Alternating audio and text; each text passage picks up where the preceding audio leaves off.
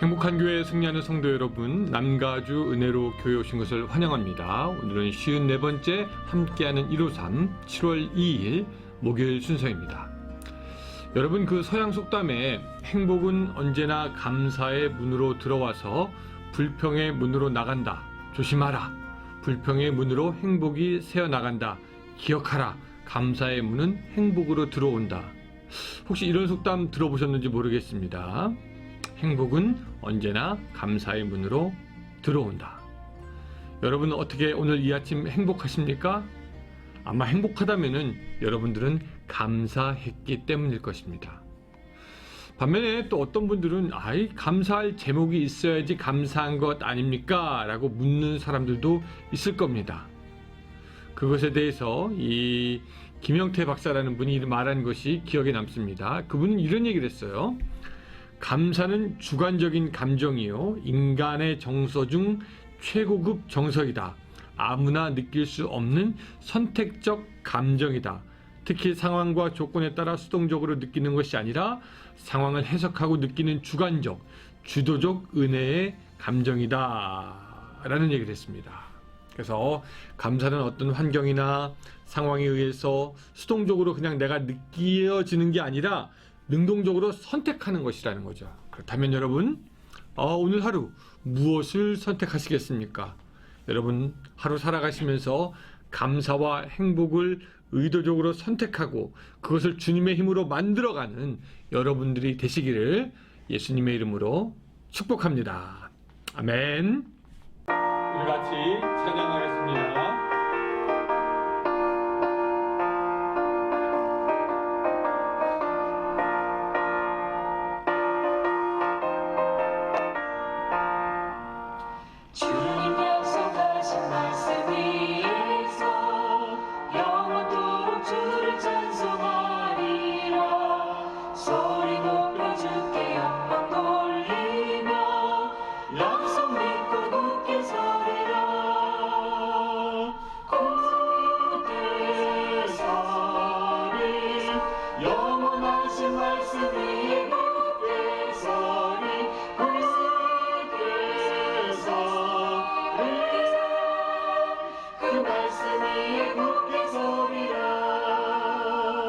주님 약속하신 말씀 위에서 세상 영년에게 엄습할 때에 용감하게 힘써 싸워 이기며 약속 믿고 굳게 서리라.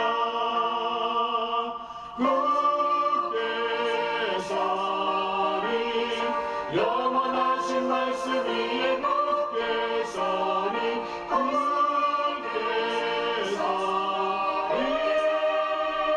그 말씀 위에 굳게 서리라.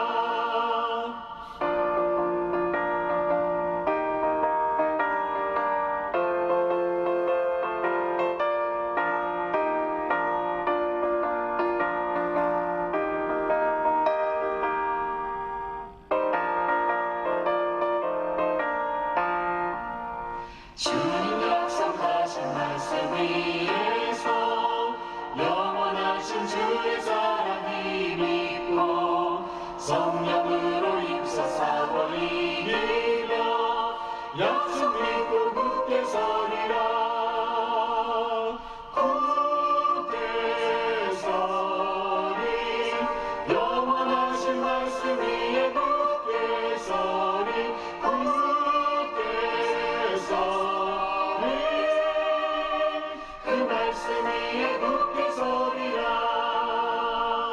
주님 약속하신 말씀 위에서 성령 인도하는 대로 행하며 주님 품에 항상 안식 얻으며 약속 믿고 굳게 서리라. 굳게 서리 영원하신 말씀 위에 굳게 서리. 굳게 서리 그 말씀 위에 굳게 서리라. 오늘 말씀 고린도 후서 2장에 있는 말씀인데요. 우리가 성경은 말씀을 들으면서 한 절씩 찾아보도록 하겠습니다. 일단 성경책 여러분들 다 가지고 오시기 바랍니다. 펴놓고 시작하도록 하겠습니다. 우리가 실제로 사도 바울을 본 적이 없기 때문에 그의 믿음이나 성품이 어떤지 다 알 수는 없지만 그가 기록한 이 서신서들을 통해서 그가 어떤 사람이었을 것이다 라고 짐작할 수는 있습니다. 그렇죠? 그래서 우리가 짐작하기는 이 사도 바울은 엄격한 사람이기도 했고 또 뜨거운 사람이기도 했고 어떤 면에서는 굉장히 직선적인 사람이기도 했고 굉장히 열심인 사람이기도 했습니다. 또 누군가에게 피해주는 것을 싫어했던 사람, 그런 사람으로 짐작이 됩니다. 그 사람에게 있던 어떤 기본적인 성품이 뜨겁고 직접적이기 때문에 고린도 교회에 문제가 발생했다고 했을 때 그는 어쩌면 무작정 뛰어들어서 그 문제를 당장에 고치고 싶어 했을 겁니다. 빨리 고린도 교회를 정상화하고 싶었던 것이죠. 마치 아이들이 울고 있을 때 빨리 가서 사태를 해결해야 되겠다라고 생각한 부모처럼 말입니다. 근데 이 고린도에 문제가 있을 때 그가 모든 것을 때려치고 탁 가서 그냥 문제를 해결하면 잘 될 줄 알았는데 그래서 뭐 문제가 되는 것은 잘라내고 도려내고 훈계하고 가르치면 될 줄 알았는데 그것이 그의 생각대로 되는 것이 아니었습니다. 바울이 고린도서 교회에 이게 3번이나 방문을 하게 됐는데 오늘의 편지는 어떤 편지냐면 2번 이미 방문하고 나서 고린도 교회에 쓰는 편지입니다. 오늘 이 편지를 가만히 보니까 이때까지 보았던 바울의 모습과는 조금 변화가 있었다라는 것을 우리가 알아차리게 됩니다. 뭐냐면은 이 전까지는 고린도 교회의 문제를 대하는 바울의 모습이 마치 적을 만난 군인처럼 급하고 단호했다면 지금부터는 이 고린도 교회가 스스로 무엇인가를 해결할 수 있도록 자기는 자제하고 그냥 옆에서 돕는 모습으로 격려하고 기다리는 모습으로 바뀌어 있는 것을 볼 수가 있습니다. 마치 농부가 씨를 일단 뿌려놓으면은 기다리는 것처럼 말입니다. 그래서 2장 1절로 또 가보면은요. 자, 같이 한번 읽어볼까요? 2장 1절. 자, 준비되셨습니까? 같이 읽습니다. 시작. 내가 다시는 너희에게 근심 중에 나아가지 아니하기로 스스로 결심하였노니 내가 막 근심할 때 문제 뛰어드는 것처럼 너희들에게 나아가지 않을 것이다 라고 얘기하고요. 대신 3절에 보면 이런 말씀이 있습니다. 내가 이것을 쓴 것은 내가 갈 때에 마땅히 나를 기쁘게 할 자로부터 도리어 근심을 얻을까 염려하며 또 너희 모두에 대한 나의 기쁨이 너희 모두의 기쁨인 줄 확신함이로라 라고 하면서 무슨 말이냐면은 이제는 내가 그 태도를 근심 대신 기쁨으로 바꾸어서 너희를 대하려고 한다. 뿐만 아니라 4절 내가 마음에 큰 눌림과 걱정이 있어 많은 눈물로 너희에게 썼노니 이는 너희로 근심하게 하려 한 것이 아니요 오직 내가 너희를 향하여 넘치는 사랑이 있음을 너희로 알게 하려 함이라 라고 하면서 나에게 큰 눌림과 걱정이 있었지만 이것은 어쨌든 너희들을 사랑하는 나의 모습이었다 라고 고백하는 바울의 모습을 봅니다. 정리하면 이런 겁니다. 이때까지는 문제가 생기면 근심 중에 확 뛰어들어서 문제를 해결하려고 했지만 이제는 그것을 기쁨으로 바꾸어서 내가 근심하면 너희도 근심하니까 내가 기쁨으로 바꾸고 또한 너희에게도 기쁨을 주고 그렇게 너희에게 나가겠다. 대신 내 마음에 있는 그 눌림과 걱정이 아직도 있지만 이것은 너희를 사랑하는 모습이다 라고 바울이 말씀하는 것입니다. 우리는 여기서 이 사도 바울의 성숙한 목회적 지혜를 봅니다. 보통의 많은 사람들이 그 바울 같죠. 문제가 생기면 빨리 그 문제를 고치고 싶어 하고요. 더 안 좋은 경우는 그 문제에 대해서 회피하는 모습을 보이기도 하고요. 또 어떤 사람들은 문제가 생겼을 때 자신의 입장에서만 이해해서 그 문제를 통하여 다스리고 빚으시는 하나님의 손길이 있음을 놓치게 됩니다. 근데 이제 사도 바울은 이제는 인내를 가지고 조금 지켜보며 기쁨으로 너희들을 바라보겠다라는 것입니다. 내가 근심해서 고린도 교회에 간들 고린도 교회 문제를 일으킨 사람들만 좋아할 테니까 오히려 가지 않고 지켜보면서 내가 너희에게 사랑한다라는 것 그거 하나 알아달라라고 그렇게 말씀하고 있는 것이죠.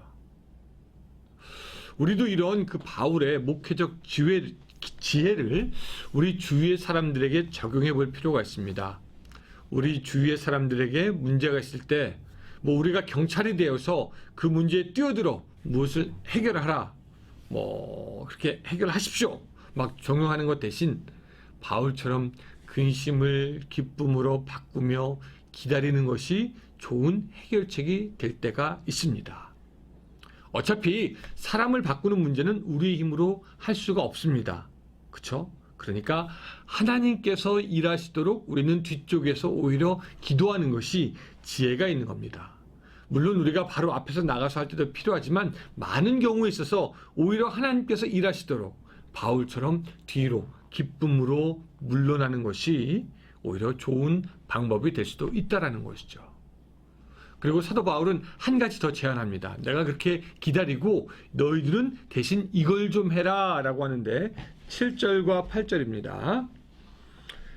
자, 제가 읽을 테니까 여러분들도 같이 따라 읽어주시기 바랍니다. 그런즉 너희는 차라리 그를 용서하고 위로할 것이니 그가 너무 많은 근심에 잠길까 두려워하노라. 그러므로 너희를 권하노니 사랑을 그들에게 나타내라. 예, 용서하고 사랑하라는 것이죠. 용서하고 사랑하라. 여러분 오늘 하루 살아가면서 문제를 일으키는 사람을 만났을 때 우리가 인간을 개조할 것처럼 덤벼드는 것이 아니라 한 걸음 물러나서 기도하며 용서하며 사랑하며 하나님께서 역사를 일으키시기를 우리가 기대하는 것이 우리의 할 일인 줄로 믿습니다. 이 성숙한 바울의 지혜를 본받는 여러분들이 되시기 바라고요. 또 두 번째 우리가 한 가지 더 살펴보고 싶은 것이 있는데 그것은 뭐냐면 우리는 하나님 앞에서 그리스도의 향기다라는 것입니다. 자, 오늘 본문으로 한번 다시 가보면은 15절 말씀이 있습니다. 15절 16절 같이 읽습니다. 우리는 구원 받는 자들에게나 망하는 자들에게나 하나님 앞에서 그리스도의 향기니 이 사람에게는 사망으로부터 사망에 이르는 냄새요 저 사람에게는 생명으로부터 생명에 이르는 냄새라 누가 이 일을 감당하리요 그렇게 말씀하고 있습니다. 자, 이게 무슨 뜻인가? 어떤 사람에게는 사망의 냄새를, 어떤 사람에게는 생명의 냄새를 풍긴다. 이게 무슨 뜻인가? 당시의 역사를 우리가 좀 이해해 볼 필요가 있습니다. 이 당시의 사람들이 전쟁에서 승리하고 돌아오면은 그 주피터, 즉 제우스죠. 그 신전에서 제물을 바치고 향불을 피웠다라고 합니다. 그리고 끌려온 전쟁 포로를 처형하였다라고 합니다. 그 도시에 가득한 향불의 냄새가 나면은 이긴 승전국 사람들에게는 더할 나위 없이 좋은 향기가 됩니다. 왜? 이겼으니까. 하지만 끌려온 포로들에게는 죽음의 향기가 납니다. 왜? 그 냄새가 난 후에는 처형이 시작되고 그들이 죽기 때문입니다. 그 냄새는 산 사람과 죽은 사람을 분리해 줍니다. 예수 믿는 우리들이 복음을 가지게 되고 그 복음을 증거하게 되는데 그 복음을 듣는 어떤 사람들에게는 생명이 주어질 것이지만 그 복음을 듣지 않는 어떤 사람들에게는 영원한 죽음이 있을 것입니다.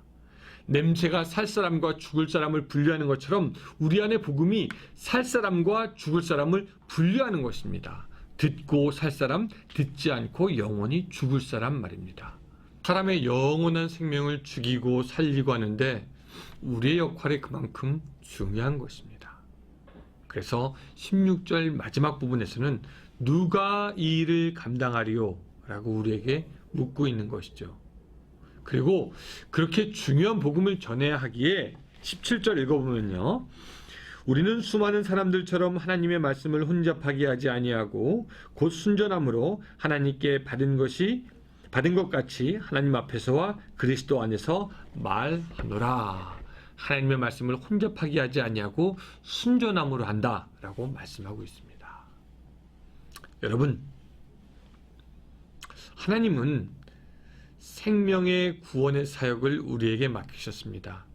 지금 시대는 예수님이 직접 세상에 오셔서 복음을 증거하는 시대가 아니고 성령 받은 우리가 복음을 증거하는 시대이고 우리를 통해서 사람들이 구원을 받게 됩니다. 구원의 주권은 하나님에게 있지만 구원의 복음을 듣게 하는 것은 바로 우리가 되는 것입니다. 우리의 순전한 복음의 냄새가 어떤 사람들에게는 생명의 소식을 전해주게 되는 것이죠. 여러분들을 통해서 나타나는 그 복음의 냄새는 어떻습니까? 혹 혼잡해서 사람들이 맡고 싶어하지 않는 그런 냄새, 죽음의 냄새는 아닙니까? 아니면 너도 나도 맡고 기뻐하는 생명의 향기가 됩니까? 성령을 받고 복음을 지니고 복음을 증거하는 여러분, 오늘 하루 예수 그리스도의 향기를 뿜어내고 또 뿜어내서 사람들을 살리고 또 새롭게 할 수 있는 여러분들이 되시기를 주님의 이름으로 축원합니다. 아멘. 기도하겠습니다. 하나님, 오늘 우리가 하루를 살아가면서 우리에게 주어진 사명이 있는 것을 기억할 수 있도록 도와주시옵소서. 우리가 복음을 가진 자로서 생명의 향기를 전할 수 있도록 주여 도와주시옵소서. 우리의 복음의 향기를 통해서 사람들이 믿음으로 나올 수 있도록 도와주시고 하나님께 나오는 역사가 계속해서 있게 하여 주시되, 첫째는 우리의 가족들에게요, 둘째는 우리 지역 이웃들에게요, 셋째는 우리 교회를 통해서 전도되어지는 복음이 증거되어지는 모든 사람들에게 그 생명의 향기의 놀라운 능력의 역사가 있게 하여 주시옵소서. 하나님, 또한 오늘 우리 하루 살아가면서 사람들을 만날 때마다 지혜를 주셔서 이제는 기다리고 지켜보아주고 기도하여 주고 사랑하고 용서하는 일이 계속될 수 있도록 주님 함께하여 주시옵소서. 예수님의 이름으로 기도드리옵나이다. 아멘. 네, 153 시간입니다. 오늘 하루 30분 간절히 기도함으로 승리하는 여러분들의 삶이 되기를 바랍니다. 오늘 하루 복된 날이 되시기 바랍니다.